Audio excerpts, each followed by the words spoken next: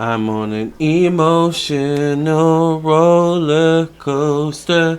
Loving you ain't nothing healthy. Loving you was never supposed to be, to be, to be. Okay, obviously I don't know the words, but let's talk about the compatibility between these two zodiac signs, Capricorn and Cancer. The emotional roller coaster. Strap in, y'all. Strap in your seatbelts. Make sure you are strapped in because we're about to go on a roller coaster ride.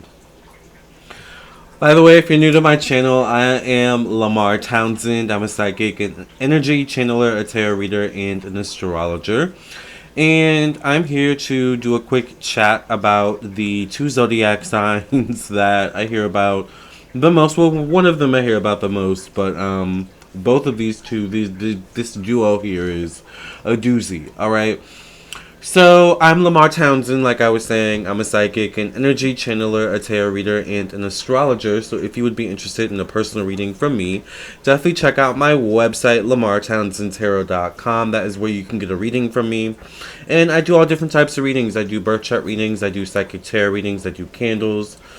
I do compatibility birth chart readings, I do natal chart readings. I also do mediumship readings if you want to connect with your ancestors and spirit guides, past life readings if you want to learn about your past lives and things of that nature. So definitely check out my website once again, lamarrtownsendtarot.com. Let's talk about Capricorn and Cancer. These two emotional nutcases here. Just kidding, but not really. The number one sign that I get in my personal readings with my clients, the number one sign that people come to me about is Capricorn. And part of me is like, I don't know why that is, but part of me is like, I totally understand why that is because I understand Capricorn so well and I do so much content on Capricorns as well as the other zodiac signs in the astrology sphere. But Capricorn is the number one sign that I get questions about when it comes to readings and things of that nature.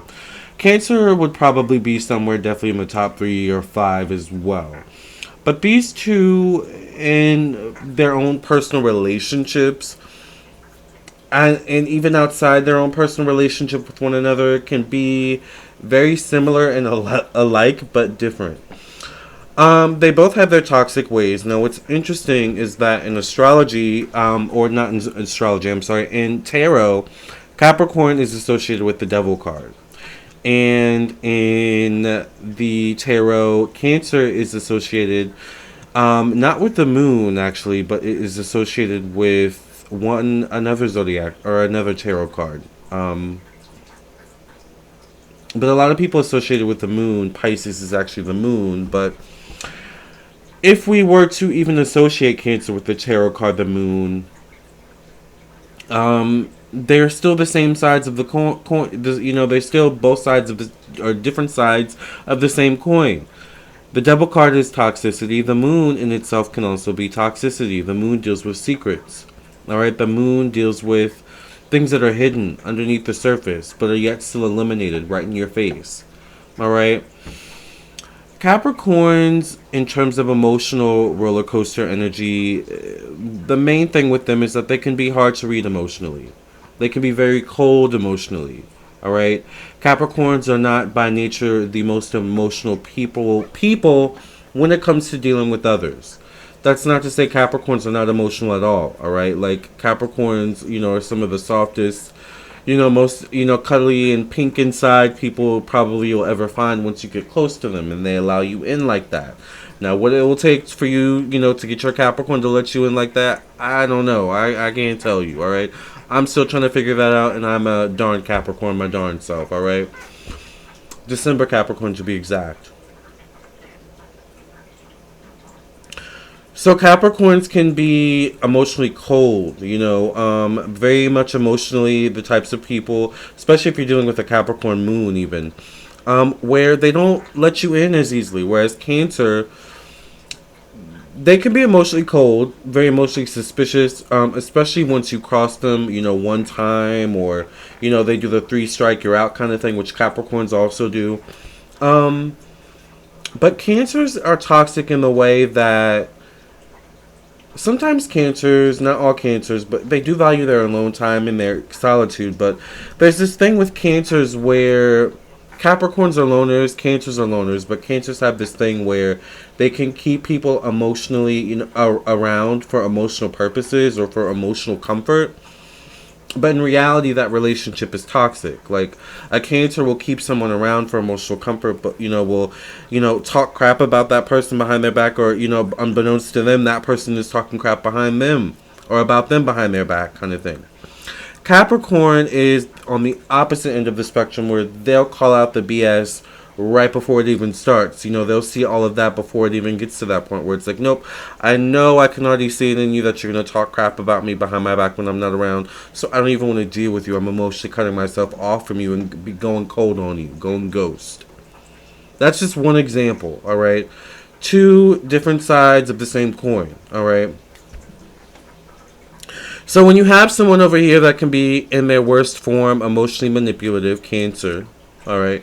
When you have someone over here that can be emotionally cold, Capricorn, how does this relationship resolve itself? The age-old question that I constantly find myself questioning with Cancers I come across in my own life. The answer to this question is that both parties are required to be emotionally vulnerable.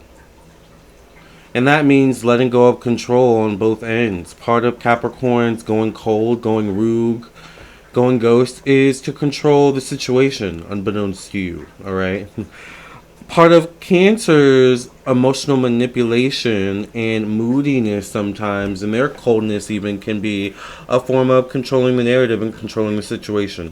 Fine, if you're not going to act the way I want you to, or if you're not going to act this way or open up to me, then I'm going to control the narrative and go cold on you or go ghost on you.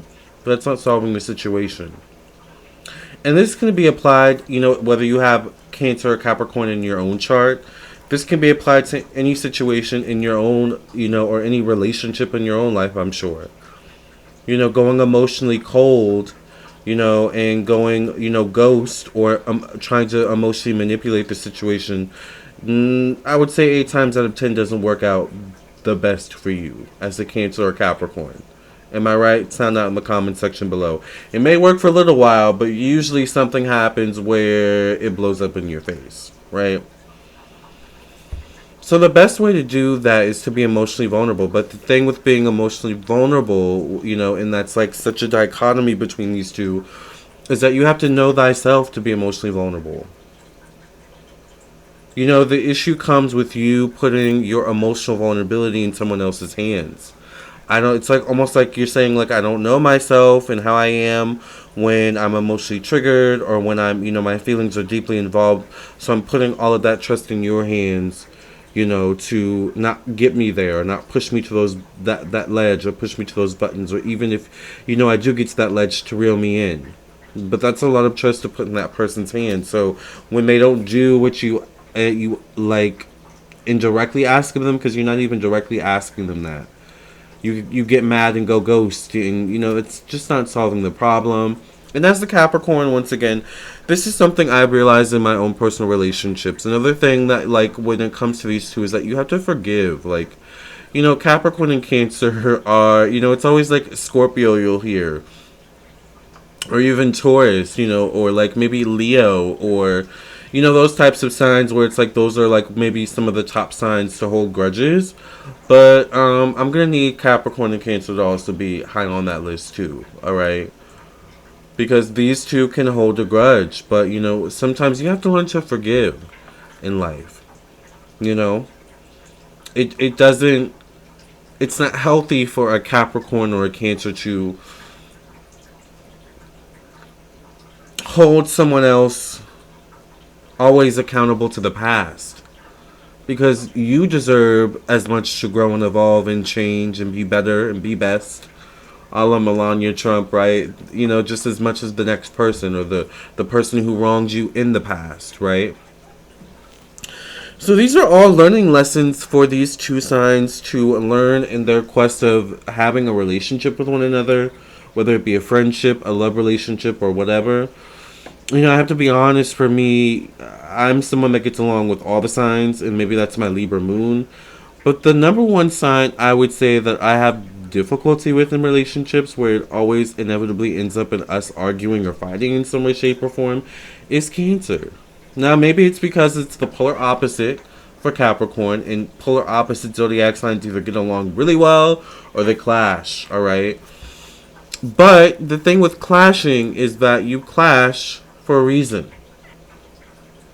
Alright, you're clashing maybe because there's something you're seeing in the other person that you're either not comfortable with in yourself, you're not fully aware of within yourself. Like, there's reasons for the clashing, because I always say opposites attract. Opposites have more in common than one thinks. You just have to pay attention, right? But if you're so intent on, seeing things your way, or somehow morphing things, into your perspective or the way you want things to be, you're not going to see it, for what it should be. One way or another, I'm gonna win ya. I'm gonna get you, get you, get you, get you. That is like the theme song of this relationship. Alright, take off your seatbelts, people. Get off the ride. We're done. Thank you for aborting the Capricorn Cancer emotional roller coaster ride. Thank you and come again. I'm Lamarr Townsend. I'm a psychic and energy channeler, a tarot reader, and an astrologer. If you want a natal chart tarot reading, or mediumship reading, or anything from me, a candle, I also sew. I make scarves. I made this headband that you see, this lovely headband that you see on me. I made this myself. Very, very lovely. All right. So if you'd be interested in any of these things, check out my website, lamartownsendtarot.com. I'll see you in the next video. I'll see you for your own personal reading, or I'll see you soon. Either way. Make sure you like, subscribe, and share. Until the next one.